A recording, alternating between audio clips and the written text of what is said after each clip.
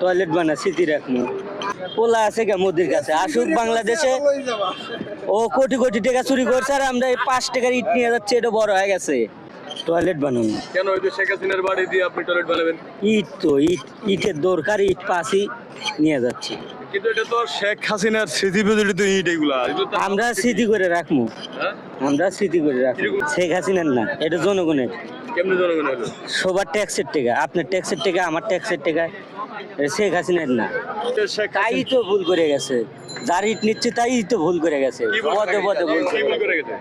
শেখ হাসিনা ভুল করে নাই, কত ছাত্র জনতা হত্যা করে নাই, হ্যাঁ? তাই কি সঠিক করে গেছে? তাই তো ভুল করে গেছে।